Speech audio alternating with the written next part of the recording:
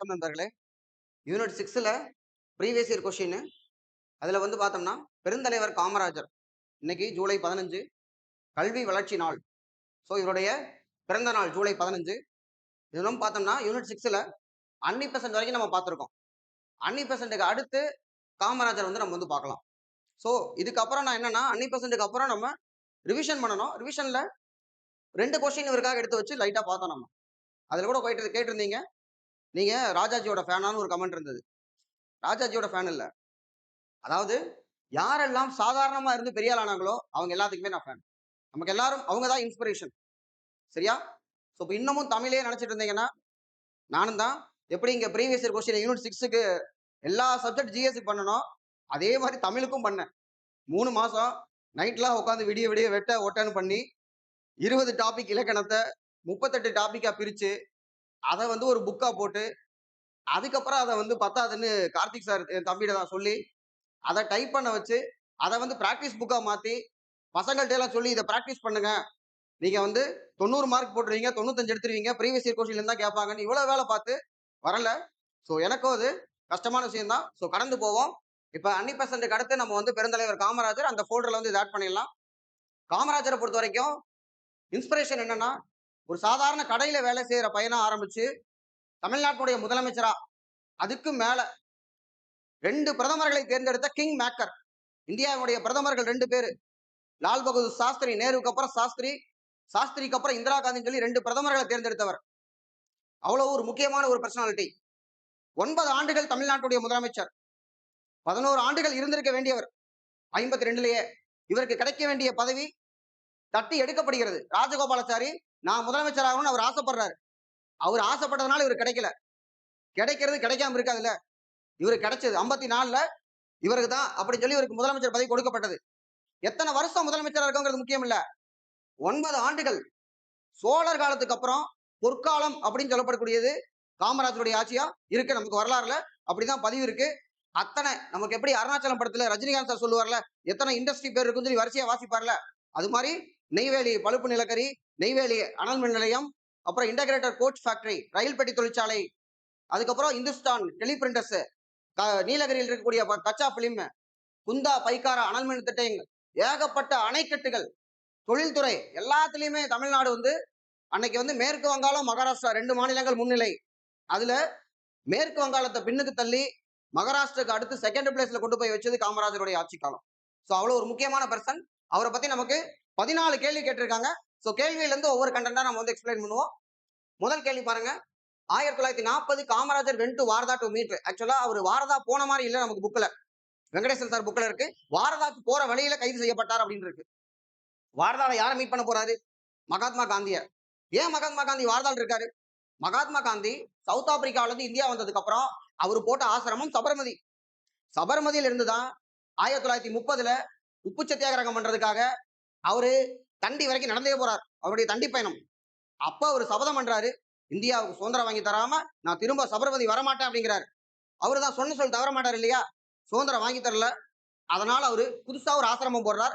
அந்த ஆசிரமம் தான் வார்தா. அந்த வார்தாக்கு தான் பார்க்கும்போது போறதுக்காக எதுக்கு 40லன்னு பார்த்தோம்னா, 1939ல 2ஆம் உலக போரை ஹிட்லர் வந்து தொடங்கிட்டாப்ல. நம்மளை கேட்காமலே பிரிட்டிஷ் வந்து போர்ல ஈடுபடுத்திட்டாங்க. போர் நேரத்துல பாபுஜி இதுதான் சரியான நேரம், வாங்க நம்ம பிரிட்டிஷை போட்டு பார்த்துருவோம் அப்படின்னு நேதாஜி சுபாஷ் சந்திர போஸ் கூப்பிட்டார். மகாத்மா காந்தி இல்ல சுபாஷ், கொசு வேற நமக்கு பிரச்சனையா இருக்கு, இல்ல சுபாஷ் இந்த வந்து தப்பு, நம்முடைய ரொம்ப வருஷமா பிரிட்டிஷ் இருந்துட்டாங்க, அவங்கள நம்ம வந்து முதுகுல குத்தக்கூடாது, அவங்கள நம்ம கை கொடுத்து அனுப்பிச்சு வைப்போம் அப்படின்னு சொல்லி காந்தி சொல்றாரு. அந்த நேரத்துல காந்தி என்னன்னா, போராட்டம் நடத்தணும் ஆனா பெருசா பண்ணக்கூடாது. அப்ப அவர் தேர்ந்தெடுத்த போராட்டம் தனிநபர் சத்தியாகிரகம். அந்த தனிநபர் சத்தியாகிரகத்துக்கு ஒரு லிஸ்ட ரெடி பண்ணிட்டு காமராஜர் வந்து லிஸ்ட ரெடி பண்ணிட்டு கிளம்புறாரு. ஏன்னா தமிழ்நாட்டில் தனிநபர் சத்தியாகிரகத்துக்கு முதல்ல TSS ராஜன், அங்க வந்து பார்த்தோம்னா ஆச்சாரிய வினோபாபாவே. இப்ப இவர் வந்து என்னன்னா லிஸ்ட ரெடி பண்றாரு. ஏன்னா இவர் தான் தமிழ்நாடு காங்கிரஸ் கமிட்டி தலைவர் 1940ல இருந்து. லிஸ்ட ரெடி பண்ணிட்டு கரூர்ல ரயில்வே ஸ்டேஷன் நிற்கும் பொழுது அப்படியே தொக்கா புடிச்சிட்டாங்க. இப்ப இவர் அரெஸ்ட் பண்ணிட்டு எங்க வைக்கிறாங்க அப்படின்னு சொல்லி பார்த்தோம்னா, கரூரில் கைது செய்யப்பட்ட காமராஜர் வேலூர் சிறையில் அடைக்கப்பட்டார். அதாவது இவருக்கு 1930ல உப்பு சத்தியாகிரகத்துல கைது பண்ணும் பொழுது உப்ப அல்றாரு அப்படின்னா அலிப்பூர் சிறை. ஏன்னா இவர் வேதாரண்யம் சத்தியாகிரகம் ராஜகோபாலாச்சாரியோட அங்க நடந்து போற அந்த குரூப்ல இருக்காரு. அப்ப இவர் அடைச்சது அலிப்பூர் சிறைச்சாலை. அதுக்கப்புறம் 40ல வந்து பார்த்தோம்னா இந்த லிஸ்டோட பிடிக்கும் பொழுது வேலூர்ல அடைக்கிறாங்க. இதே மாதிரி தான் என்னன்னா 1942ல வெள்ளையனே வெளியேறு இயக்கத்துக்கு மகாத்மா காந்தி அங்க உட்கார்ந்து செய் அல்லது செத்து மடி அப்படிங்கிறாரு பாம்பேல. அதை அட்டன் பண்ணிட்டு ரிட்டர்ன் வர வழியில அரக்கோணத்துல இறங்கி தப்பிக்க பாக்குறாரு. ஏன்னா அவங்க கையில லிஸ்ட் வச்சிருக்காங்க, யாரெல்லாம் ட்ரெயின் விட்டு இறங்குறாங்களோ எல்லாத்தையும் அரெஸ்ட் பண்றாங்க. சோ நம்ம விருதுநகர்ல இறங்கினா கண்டுபிடிச்சு போடுவாங்கன்னு சொல்லிட்டு அரக்கோணத்துல இறங்குறாரு. இருந்தாலும் அங்கேயே வச்சு காமராஜர் வந்து அரெஸ்ட் பண்றாங்க. அப்ப அடைக்கப்பட்ட சிறை அமராவதி. முதல்ல அலிப்பூர், அதுக்கப்புறம் 40ல வந்து பார்த்தோம்னா நமக்கு வேலூர், அதுக்கப்புறம் அமராவதி சிறை. 3 தடவை இந்த மாதிரி 3 தடவை பெரிய லெவல்ல பிரச்சனைக்கு அடைக்கப்பட்டிருக்கார். சோ இப்ப இது 40ல வந்து பார்த்தோம்னா காந்திஜியை மீட் பண்ண போறார் வாரதா. அடுத்து காமராஜர் 1903 ஜூலை 15ஆம் தேதி அவருடைய பிறப்பு வந்து பார்த்தோம்னா ஜூலை 15. இறப்பு வந்து பார்க்கும்போது 1975 அக்டோபர் 2ஆம் தேதி மகாத்மா காந்தியினுடைய பிறந்த நாள் காந்தி ஜெயந்தி. அன்னைக்கு காந்தி ஜெயந்தி எல்லாம் கொண்டாடிட்டு அன்னைக்கு வந்து சாப்பிட்டுட்டு தூங்கி இருக்காரு, தூக்கத்திலே இறந்துட்டாரு அப்படிங்கிறாரு. சோ இப்ப 1975 இறந்ததுக்கு அப்புறமா பாரத் ரத்னா, இந்த பேரை கேட்டா உங்களுக்கு கொஞ்சம் கடுப்பாகும்.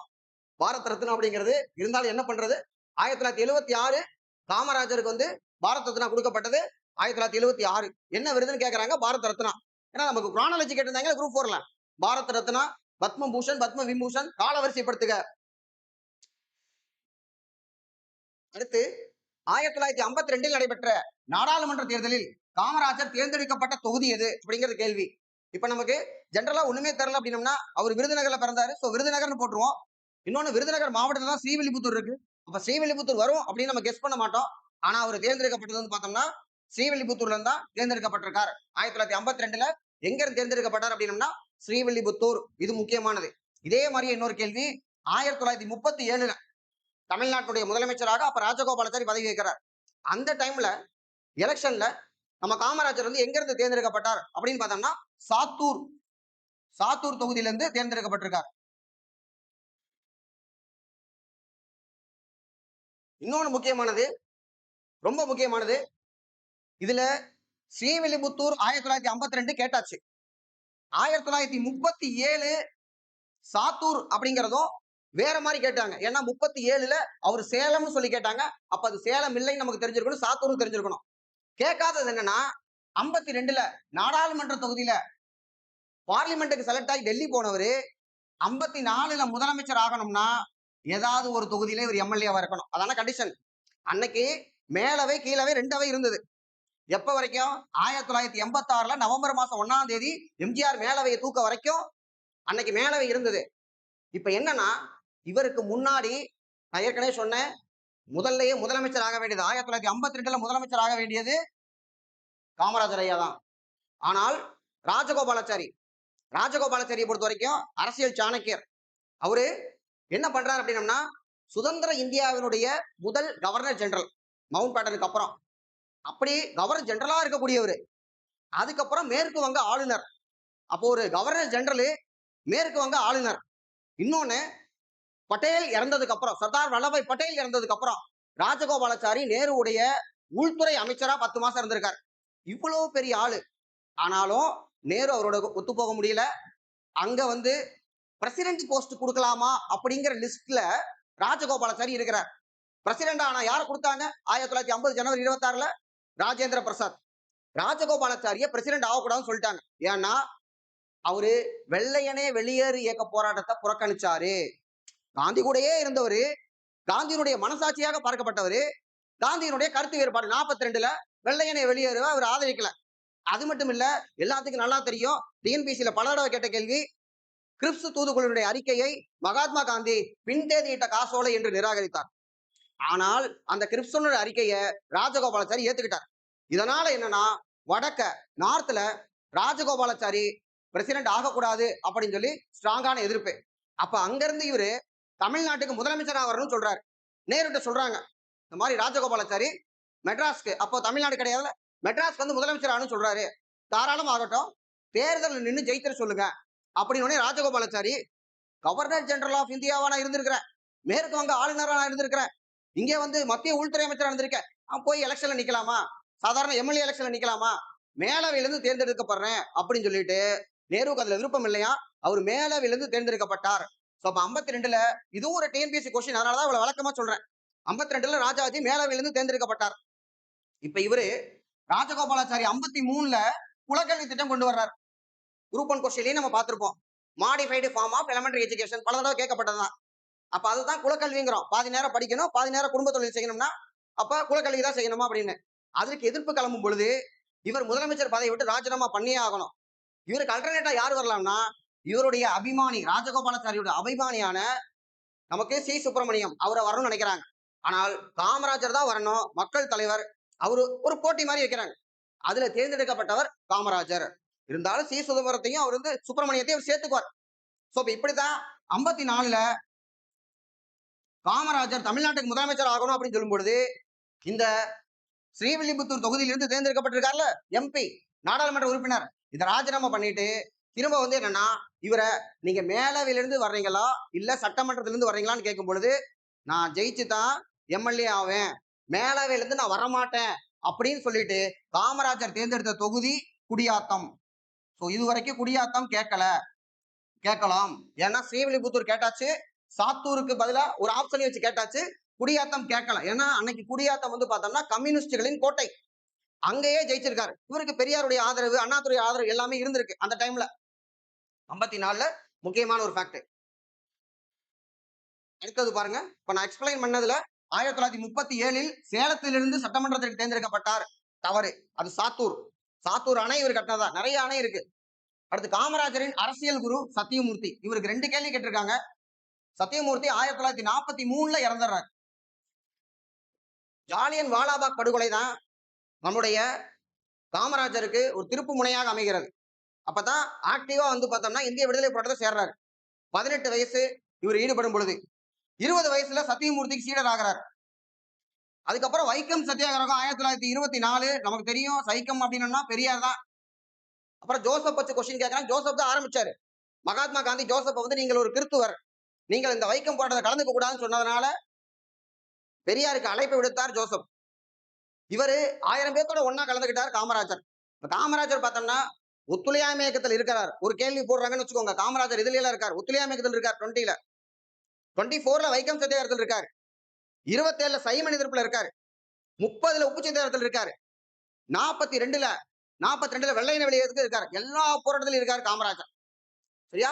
சோ அப்ப 43ல சத்தியமூர்த்தி இறந்துடுறாரு. 37ல ராஜகோபாலாச்சாரி முதலமைச்சர் ஆகும் பொழுது அந்த முதலமைச்சர் கேண்டிடேட்டுக்கான இன்னொருத்தர் யார் முதலமைச்சர் ஆக்கலாம்னா சத்தியமூர்த்தி. இவர் பேர்ல தான் காங்கிரஸ் தலைமை அலுவலகம் சத்தியமூர்த்தி பவன் இருக்கு. அடுத்தது பாருங்க ஸ்டேட்மெண்ட். குந்தா ஆறு திட்டம் இவர் முயற்சியால் உருவாக்கப்பட்டது. குந்தா பைக்காரா எல்லாம் இவருடைய முயற்சி தான். இந்த 37 சேலத்திலிருந்து அப்படிங்கிற தவறு. ஸ்டேட்மெண்ட் 1, 3 மட்டும் கரெக்ட். 1 and 3 is correct. அடுத்து பின்வருவனவற்றில் எந்த கூற்றுக்கு காமராஜர் பற்றி சரியானவை அப்படின்னு கேட்கறாங்க. இவர் உப்பு சட்ட பிரிவு 74 கீழ் பாருங்க, இந்த பிரிவெல்லாம் நமக்கு தெரியாது, ஆனா உப்பு சட்டத்துல கைது செய்யப்பட்டிருக்கார். மார்ச் 12, 31ஆம் ஆண்டு விடுதலை செய்யப்பட்டார். கைது பண்ணவங்க எல்லாத்தையுமே விடுதலை பண்ணிட்டாங்க. இது நமக்கு தெரியலன்னா கூட இன்னொன்னு தெரியும், வன்முறை இல்லாமல் கைது செய்யப்பட்ட அனைவரையுமே விடுவிக்க வேண்டும். 1931ல நமக்கு வந்து பார்த்தோம்னா காந்தி இர்வின் ஒப்பந்தம் கையெழுத்து போடப்பட்டது. மார்ச் மாசம் 5ஆம் தேதி காந்தி இர்வின் ஒப்பந்தம். அந்த காந்தி இர்வின் ஒப்பந்தம் இந்த குரூப் 4ல கேட்ட கேள்வி. அப்ப காந்தி இர்வின் ஒப்பந்தப்படி இவரை விடுதலை பண்ணிட்டாங்க. அடுத்தது 1926ஆம் ஆண்டு தேர்தலில் ராஜாஜியுடன் நெருக்கமாக இணைந்து, இதை வந்து நமக்கு தெரியலைனாலும் எப்படி கெஸ் பண்ணலாம்னா 1922ல மகாத்மா காந்தி ஒத்துழையாமை இயக்கத்தை நிறுத்தின போது அவரை ஜெயில பிடிச்சு போட்டாங்க. தலை வந்து பார்த்தோம்னா 1924 வரைக்கும் மகாத்மா காந்தி உள்ள இருக்கிறார். 24ல வெளியே வர்றாரு. ஏன்னா அவருக்கு 6 வருஷம் தண்டனை. ஆனா உடம்பு சரியில்லைன்னு 24லே விட்டுருவாங்க. 24ல விடும் பொழுது பெல்காம் காங்கிரஸ் மாநாடுக்கு அவர் தலைமை, ஒரே காங்கிரஸ் மாநாடு. அவர் வெளியே வரும்போது இங்க என்ன இருக்குன்னா 1923ல சுயராஜ்ய கட்சின்னு ஒண்ணு ஆரம்பிக்கப்பட்டிருக்கு. மோதிலால் நேருவும் CR தாஸும். இப்ப இதுல தமிழ்நாட்டை பொறுத்த வரைக்கும் இந்த சுயராஜ்ய கட்சியில சத்தியமூர்த்தி இருக்கார். ஆனா ராஜகோபாலாச்சாரி அந்த பாட்டுல சேரல. இப்ப காமராஜர் யாருடைய சீடர்? சத்தியமூர்த்தியோட சீடர். அப்ப யார் கூட இருந்திருப்பாரு? சத்தியமூர்த்தி கூட இருந்திருப்பாரு. ஆப்வியஸ்லி ராஜாஜி கூட நெருக்கமா இருந்திருக்க மாட்டாரு. அப்ப இது மட்டும் தப்பு. அடிச்சு விட்டு ஆன்சர் வந்துருச்சு. அடுத்து காமராஜரின் அரசியல் குரு சத்தியமூர்த்தி. வெள்ளிநாக்கு நாவலர். தமிழ் மட்டும் இல்ல, ஆங்கிலத்துல அவ்வளவு அழகா பேசக்கூடியவர். 1919 மாண்டேகு செம்ஸ்போர்ட் சீர்திருத்தத்தை பத்தி காங்கிரஸ் என்ன நினைக்குது அப்படிங்கிறத லண்டன்ல போய் சொல்லிட்டு வர்றதுக்கு இவரை தான் அனுப்பிச்சிருக்காங்க. அதே மாதிரி சுயராஜ்ய கட்சி ஆரம்பிக்கப்பட்டதுக்கு அப்புறம் சுயராஜ்ய கட்சியோட நிலைப்பாடு என்னன்னு லண்டன்ல போய் சொல்றதுக்கு இங்கிலாந்துக்கு அனுப்பப்பட்டதும் சத்தியமூர்த்தி. அவங்க ஊர்ல எப்படி இங்கிலீஷ் பேசுவாங்களோ அதே இதுல ஆக்சன்லயே பேசக்கூடியவர் சத்தியமூர்த்தி, தீரர் சத்தியமூர்த்தி. பூண்டி நீர்த்தேக்கம் இவரு தான் சென்னை மேயரா இருந்தவர். பூண்டி நீர்த்தேக்கம் ஆரம்பிச்சிருக்காரு. அதுக்கு சத்தியமூர்த்தி சாகர் என்று அழைக்கப்படுகிறது. சென்னையினுடைய குடிநீர் தட்டுப்பாட்டுக்காக முக்கியமான அட்ரஸ் பண்ணவர். அடுத்து இந்த கேள்வி பார்த்தோம்னா நான் குரூப் 1 எழுதும்போது இந்த எக்ஸாம் ஹால்ல ஃபேஸ் பண்ணேன் நான். 1933ஆம் ஆண்டு ஸ்ரீவில்லிபுத்தூர் காவல் நிலையத்தில் வெடிகுண்டு வெடித்ததற்காக ஆங்கிலேய அரசால் கைது செய்யப்பட்டவர். இப்ப எனக்கு காமராஜர் பத்தி நான் டீப்பா படிக்கல. ஆக்சுவலா இந்த யூனிட் 6ங்கிறதே நான் வந்து பார்க்கும்போது இப்பதான் படிக்க ஆரம்பிச்சிருக்கேன். ஒரு வருஷமா இருக்கலாம். இப்ப இருக்கக்கூடிய என்னுடைய கரண்ட் ஃபார்ம் ஆஃப் ப்ரிப்பரேஷன்ங்கிறது 2023ல நான் ஒரு அக்டோபர் மாசம் ஆரம்பிச்சேன். அதுக்கு முன்னாடி பரீட்சை எழுதும் போதெல்லாம் ஒரு நாள் லீவ் போடுவேன், படிக்கிறதுக்கு டைம் இருக்காது. ஆனா பழசா படிச்சதுல கொஞ்சம் கெஸ் பண்ணுவேன் நான். கெஸ் ஒர்க் வச்சேதான் குரூப் 1 நல்லா வந்து கிளியர் பண்ணிக்கிட்டு இருந்தேன். அப்ப வந்து என்னன்னா இந்த கேள்வி எனக்கு வந்து கெஸ் பண்ணி அடிக்கிறேன்னு வச்சுக்கோங்க. காமராஜரை பொறுத்த வரைக்கும் எனக்கு வந்து அவர் ஒரு காந்தியன். வெடிகுண்டு வெடிப்பதற்காக என்ன கைது செய்யப்பட்டார் அப்படின்னம்னா நான் முதல்ல எலிமினேட் பண்ணது காமராஜர். எனக்கு ஒரு கேள்விக்கு ஆன்சர் தெரியலன்னு வச்சுக்கோங்களேன், அப்ப நான் சி தான் போடுவேன். அது என்னோட பழக்கம். ஆனா இந்த இடத்துல எனக்கு என்னன்னா இப்ப நீங்க சொல்றீங்கல்ல தமிழ் கொஸ்டினுக்கு லக்ல வரும் ஃப்ளூக்ல வரும்னு, ஒரு கேள்வி கூட எனக்கு அப்படி ஃப்ளூக்ல வந்தது. நானும் நிறைய எக்ஸாம் எழுதியிருக்கேன். குரூப் 1 எக்ஸாம் பல தடவை எழுதியிருக்கேன். டிஎன்பிசியில 3 வேலை வாங்கினதுக்கு அப்புறம் குரூப் 2 குரூப் 4 நிறுத்திட்டேன் நான். 2011 12க்கு அப்புறம் நான் குரூப் 4 குரூப் 2 எழுதுறது இல்ல. வருஷத்துக்கு ஒரு குரூப் 1 சிவில் சர்வீஸ் எழுதுறது ஒரு ரிச்சுவல், ஒரு சடங்கு மாதிரி பண்ணிட்டு இருந்தேன் நான். நிறைய டெஸ்ட் எழுதியிருக்கேன் அந்த கடத்துல 11 12 எல்லாம். ஆனா எந்த டெஸ்ட்லயும் சரி எந்த எக்ஸாம்லயும் சரி எனக்கு தெரியாத ஒரு கேள்வி கரெக்டானதா இல்ல. தெரிஞ்ச கேள்வி 4 விட்டுட்டு வருவனே தவிர நம்ம லக் அப்படி அந்த அளவுக்கு தான் எனக்கு. சோ அப்ப அப்படித்தான் இதுல என்ன இதுல காமராஜர் தெரியாம பண்ணிருக்கலாம். ஆனா இந்த கேள்வியை பார்த்தோன்னே கெஸ் வேலை செய்ய ஆரம்பிச்சிடும். கண்டிப்பா காமராஜர் வரமாட்டாரு அப்படின்ட்டு தான் பார்த்தசாரதியை போட்டு வந்தேன். அவரு கூட இருக்கலாம் அப்படின்னு சொல்லிட்டு. பட் இதுல காமராஜர் தான் சரியான விடை. இதுல என்ன பியூட்டினா 33ல ஸ்ரீவில்லிபுத்தூர் காவல் நிலையம். இதை வந்து ஸ்ரீவில்லிபுத்தூர் எந்த டிஸ்ட்ரிக்ட்? விருதுநகர். புக்ல வெங்கடேசன் சார் புக்ல எப்படி இருக்குன்னா விருதுநகர் குண்டுவெடிப்பு வழக்கு, இதுல கைது செய்யப்பட்டவர் அப்படின்னா காமராஜர். சோ காமராஜருக்குன்னு ஒரு பேஜ் இருக்கு, அங்க கொடுக்கல. இந்த கண்டென்ட் எங்க கொடுத்திருக்காங்கன்னா ஜார்ஜ் ஜோசப். ஜார்ஜ் ஜோசப் தான் இந்த கேஸ்ல அட்வொகேட்டா அப்பியர் ஆகி காமராஜரை விடுதலை வாங்கி கொடுத்திருக்காரு. சோ காமராஜரை பிடிச்சி ஜெயில அடைச்சிட்டாங்க அப்படின்னு காந்திக்கு தகவல் போயிருக்கு. எதுக்குப்பா? வெடிகுண்டு வழக்கு. இப்ப காமராஜரை போய் வெடிகுண்டு வழக்குல அரெஸ்ட் பண்ணாங்களா? கேட்ட உடனே காந்தி வந்து அப்ப தமிழ்நாட்டு தலைவரா இருக்கவரு டிஎஸ்எஸ் ராஜன் ராஜன் சொல்லி அதை பார்த்து முடிச்சு விட்டுருங்க அப்படின்னு சொன்ன உடனே அவர் என்ன பண்ணிருக்காரு, ஒரு பெரிய அட்வொகேட்டை நம்ம என்கேஜ் பண்ணணும் அப்படின்னு மதுரையில ரோசாபுதுரை என்று மக்களால் அன்பு அழைக்கப்பட்ட ஜார்ஜ் ஜோசப் அவரை வச்சுதான் இந்த வேலையை பார்த்திருக்காங்க. இன்னொன்னு என்னன்னா காமராஜருடைய தத்தெடுக்கப்பட்ட தாய் தந்தை அப்படின்னு, அதாவது ஒரு அப்பா அம்மா மாதிரி இருந்தவர் ஜார்ஜ் ஜோசப்பும் அவங்களுடைய ஒய்ஃப் சூசன்னா அப்படிங்கிறவங்க இருந்திருக்காங்கன்னு புக்ல இருக்கு. இது வரைக்கும் கேட்கல. அடுத்து 41ஆம் ஆண்டு விருதுநகர் நகராட்சி தலைவராக காமராஜர் தேர்ந்தெடுக்கப்பட்ட போது அவர் இருந்த இடம். ஏற்கனவே நம்ம பார்த்தோம். இந்த கேள்வி வேற மாதிரி கேட்டிருந்தாங்க. என்ன கேள்வி? வார்தால சந்திக்கிறதுக்காக போகும்பொழுது கரூர் ரயில் வண்டி நிலையத்தில் புகைவண்டி நிலையத்தில் அரெஸ்ட் பண்ணப்பட்டார். அரெஸ்ட் பண்ணி அவர் எங்க போட்டாங்க? வேலூர் ஜெயில போட்டாங்க. அப்ப வேலூர் ஜெயில இருந்த போது இவரை வந்து பார்க்கும்போது விருதுநகர் நகராட்சி தலைவராக தேர்ந்தெடுக்கப்படுகிறார் வேலூர் சிறையில இருந்தே. நம்ம என்ன நினைப்போம்? விருதுநகர் நகராட்சி தலைவராக தேர்ந்தெடுக்கப்பட்டிருக்காரு, அப்ப பக்கத்திலேயே ஜெயில இருப்பாரு, ஒரு விருதுநகர் சிறை இல்ல பாளையங்கோட்டை அப்படின்னு யோசிக்கலாம். ஆனா அவரு வேலூர் சிறையில் அடைச்சிருந்தாங்க. அடுத்தது தமிழ்நாட்டில் மதிய உணவு திட்டத்தை அறிமுகப்படுத்தியவர். மதிய உணவு காமராஜர் ரொம்ப ரொம்ப முக்கியமான ஒண்ணு. 1956 இவர்கிட்ட வந்து பார்த்தோம்னா அப்போதைய பள்ளிக்கல்வி இயக்குனர் சுந்தரவடிவேல் அப்படின்னு இருந்திருப்பாரு. முக்கியமான ஒரு கான்ட்ரிபியூஷன். ஏன்னா இது சாத்தியம் இல்லைன்னு சொன்னாங்க, சாத்தியப்படுத்தியிருக்காரு. இவருக்கு முன்பாகவே 1921ல மெட்ராஸ்ல தியாகராய செட்டி அவர் வந்து 21ல வந்து கொண்டு வந்திருக்காரு. 56ல மதிய உணவு, 82ல எம்ஜிஆர் பீரியட்ல சத்துணவு. அதுக்கப்புறம் 2022ல 6 கேள்விகள் கேட்கப்பட்டுருச்சு. முதலமைச்சரின் காலை உணவு திட்டம் செப்டம்பர் 15 நமக்கு அங்க பார்த்தோம்னா மதுரை ஆதிமூலம் பள்ளியில தான் தொடங்கி வைக்கப்பட்டது. காலை உணவு திட்டம், அதுவும் 5-6 கேள்வி கேட்டாங்க. சோ அப்ப முதல்ல 1921ல, அதுக்கப்புறம் 56ல காமராஜர் மதிய உணவு, 82 சத்துணவு, 2022ல வந்து பார்த்தோம்னா நமக்கு காலை உணவு. சட்டமும் விதிகளும் மக்களுக்காகத்தான், ஆனால் மக்கள் சட்டத்திற்காகவும் விதிகளுக்காகவும் அல்ல என்று கூறியவர் காமராஜர். எப்படிப்பட்ட ஒரு தத்துவம் பாருங்க. நமக்காகத்தான் சட்டமும் விதிகள் இருக்கே தவிர விதிகளுக்கும் சட்டத்துக்காகவும் நம்ம கிடையாது அப்படின்னு சொன்னவர் யாருன்னா காமராஜர்.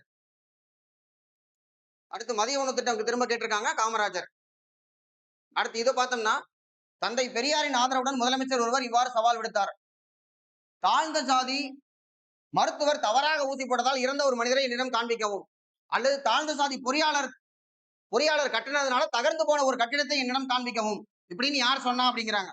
சொன்னது யார் அப்படின்னம்னா காமராஜர்.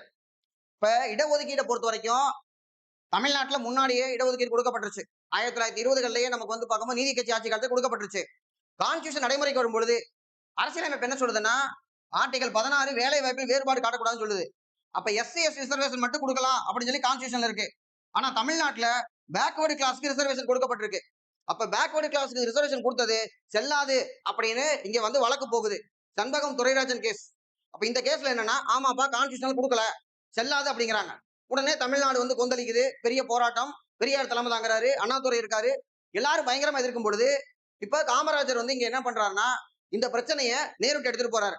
பாருங்க தமிழ்நாடு கொந்தளிக்குது, தாங்காது, நீங்க அரசியலமைப்பு காரணம் காட்டுறீங்க. ஏன்னா இவர்தான் சொல்லியிருக்காருல, மக்களுக்கு இந்த அந்த தத்துவம் எங்க இருந்து வந்துச்சு? ஒரே கேள்விதான்.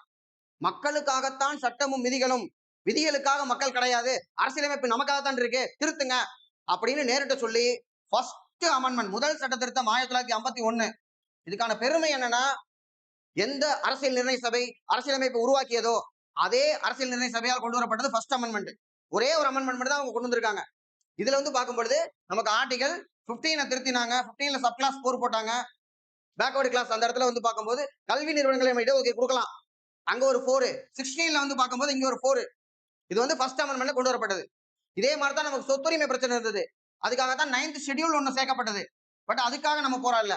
நம்முடைய போராட்டம் Shenbagam Dorairajan case, backward class reservation, இந்த 16(4) கொண்டு வர்றதுக்கு காரணம் காமராஜர். முக்கியமான காரணம் அவர் நேற்று சொன்னதுனால கொண்டு வரப்பட்டது. அடுத்து எத்தனை வருஷம் முதலமைச்சர் இருந்திருக்கார்? 9 ஆண்டுகள், நவரட்சகன். அடுத்தது இவர் வந்து பதவி விலகினது 1963 62ல இந்தியாவுக்கு சைனாவுக்கு நடந்த வார்ல நாம வந்து தோத்து போயிட்டோம். அப்ப இந்தியா தோத்து போனதுக்கு அப்புறம் ஜவஹர்லால் நேரு ரொம்ப மனசு விட்டாரு. இப்ப கட்சி எப்படி தேர்ந்தது அப்படின்னு சொல்லும்போது காமராஜர் என்ன சொல்றாருன்னா, நாம எல்லாரும் வயதானவர்கள் எல்லாம் கட்சி பணிக்கு போவோம், இளைஞர்கள் வந்து அரசியலுக்கு வரட்டும் அப்படின்னு சொல்லிட்டு தான் சொன்னது மட்டும் இல்லாம தானே பதவி விட்டு விலகினார். இதே மாதிரிதான் பெரியாரும். பெரியார் என்ன பண்ணிருப்பாரு, காங்கிரஸ்ல இருக்கும் பொழுது வெள்ளை அது நமக்கு ஒத்துழையாமை இயக்கம், ஒத்துழையாமை இயக்கத்துல கள்ளுக்கடை மறியல், தன்னுடைய சொந்த தோட்டத்தில் இருக்கக்கூடிய தென்னை மரங்களை வெட்டி வீழ்த்தினார். நானும் யோசிச்சு பார்த்தேன், கள்ளுக்கடை மறியல் பண்ணோம்னா எதுக்கு மரத்தை வெட்டணும்? பானையை மட்டும் உடைச்சா பத்தாது. இவரோட தோட்டத்துல இவர் மரத்தை வெட்டிட்டாருன்னா சுத்தி வர இருக்கவங்க எல்லாம், எப்பா பானையை உடைச்சிருங்க, நம்ம உடைச்சா பானை. பெரியார் வந்தாருன்னா மரத்தை வெட்டி விடுவாரு. சொந்த தோட்டத்திலேயே மரத்தை வெட்டினவர் பக்கத்து தோட்டத்துல வெட்டாம இருப்பாரா அப்படின்னு ஒரு பயத்தை கொடுக்கறதுக்காகத்தான். அதாவது இது என்னன்னா லீடர்ஷிப். அப்ப காமராஜர் தான் சொன்னது மட்டும் இல்ல, பதவி விலகுனா முதல்ல அவரே பதவி விலகிறார் 1963. இதுக்கு பேரு கே பிளான். கே பிளான் என்றால் என்னன்னா காமராஜர் பிளான், பதவி விட்டு விலகிறது. பட் இவர் பதவி விலகிறத காமராஜர் முதலமைச்சர் பதவியிலிருந்து விலகுதல் அரசியல் தற்கொலையாகும் என்று கூறியவர் யார் அப்படின்னு பார்த்தோம்னா பெரியார் சொல்றார்.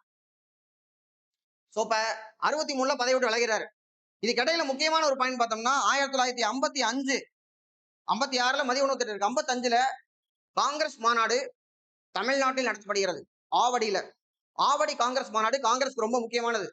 ஏன்னா காங்கிரஸ் நமக்கு 1928ல டொமினியன் கேட்கறாங்க, நேரு அறிக்கை. அதுல வந்து பார்க்கும் பொழுது ஜவஹர்லால் நேருக்கும் மோதிலால் நேருக்கும் சண்டை வருது. ஏன்னா அவரு டாடிட்ட கேட்கிறாரு, எங்களுக்கு கம்ப்ளீட் இண்டிபெண்டன்ஸ் வேணும். சுபாஷ் சந்திர போஸும் அப்பா உன் டாடிட்ட சொல்லி, மோதிலால் நேரு தானே ஜவஹர்லால் நேருக்கு அப்பா, அப்ப அவர்கிட்ட சொல்லி உன் டாடிட்ட சொல்லி முழு சுதந்திரம் வேணும்னு கேட்கிறாரு. பட் பஞ்சாயத்து காந்திட்ட போகும்போது 29ல ஒரு வருஷம் ஒத்தி போடலாங்கிறாங்க. ஸோ 29ல தான் பூர்ண ஸ்வராஜ் கேட்கறாங்க. ஸோ முழு சுதந்திரம் கேட்டாங்க, 47ல கிடைச்சிருச்சு. இதுக்கப்புறம் அடுத்து என்ன, வாட் நெக்ஸ்ட் அப்படின்னு பார்க்கும்போது சுதந்திரம் வாங்கினதுக்கு அப்புறம் காங்கிரஸுடைய நோக்கம் 1955ல ஆவடி காங்கிரஸ் மாநாட்டுல சோசியலிஸ்டிக் பேட்டர்ன் ஆஃப் சொசைட்டி, சமதர்ம சமுதாயத்தை அமைப்பதுதான் நோக்கம் அப்படின்னு கொண்டு வர்றாங்க. இந்த மாநாட்டுக்கு தலைமை தாங்கியவர் UN தோபரின் அப்படிங்கிறவர் தான் தலைமை தாங்குறார். அது மட்டும் இல்ல, இதுக்கு வந்து பார்த்தோம்னா டிட்டோ யூகோஸ்லேவியாவின் டிட்டோ, அவங்க எல்லாம் நேருக்கு க்ளோஸா இருக்கிறவங்க. அதுல சுகர்னோ, நாசர், டிட்டோ இவங்க எல்லாம் நேருக்கு க்ளோஸா இருந்து அமெரிக்கா, ரஷ்யா 2 பேரும் வந்து ஒரு பக்கம் கம்யூனிசம், கேபிட்டலிசம் இழுத்த போது அணி சேராமை அப்படின்னு மத்த நாடுகள் எல்லாம் ஒன்னா நீங்க 2 பேத்து கூட சேர வேண்டாம்ப்பா அப்படின்னு கொண்டு வந்தவர் தான் ஜவஹர்லால் நேரு. அப்ப அதுல வந்து டிட்டோவை கூப்பிட்டு சிறப்பு விருந்தினரா அழைக்கிறாங்க. சரியா? சோ இப்ப இது ஒரு முக்கியமான கண்டென்ட். அடுத்து 2 பேரை பிரதமரை உருவாக்கி இருக்காரு. லால் பகதூர் சாஸ்திரி, இந்திரா காந்தி அம்மா. இந்திரா காந்தி அம்மாவை வந்து பிரதமர் ஆனதுக்கு அப்புறம் அவங்களுக்கும் மூத்த காங்கிரஸ் தலைவருக்கும் ஒத்து போகல. சோ இப்ப 1969ல காங்கிரஸ் ஓ அப்படின்னு சொல்லி காங்கிரஸ் பிரிச்சிடறாங்க. அது வந்து காங்கிரஸ் ஐ அப்படின்னு சொல்லி அது இந்திரா காங்கிரஸா போகுது. இப்போ காங்கிரஸ் ஓக்கு தலைவரா நம்முடைய காமராஜர் தான் இருக்காரு. இப்போ 75ல வந்து பார்க்கும்போது இறந்து போயிடுறாரு. ஏன்னா 75ல தான் நமக்கு எமர்ஜென்சி டிக்ளேர் பண்றாங்க. ஜூன் மாசம் 25ஆம் தேதி சம்விதான் ஹத்ய திவாஸ், அரசியலமைப்பு படுகொலை தினம். அக்டோபர் 2ஆம் தேதி மனசு உடைஞ்சு போய் காமராஜர் வந்து இறந்து போயிடுறாரு. அப்புறம் 76ல அவருக்கு நம்ம ஒரு பாரத ரத்னாவை கொடுத்து அடுத்த வருஷமே பாரத ரத்னா கொடுத்து சிறப்பிச்சிட்டோம். ஸோ இதோட காமராஜருக்கான கண்டென்ட் முடிஞ்சிருச்சு. அடுத்து இன்னொருத்தரை பத்தி ராஜகோபாலாச்சாரியை பத்தி பார்ப்போம். தேங்க்யூ.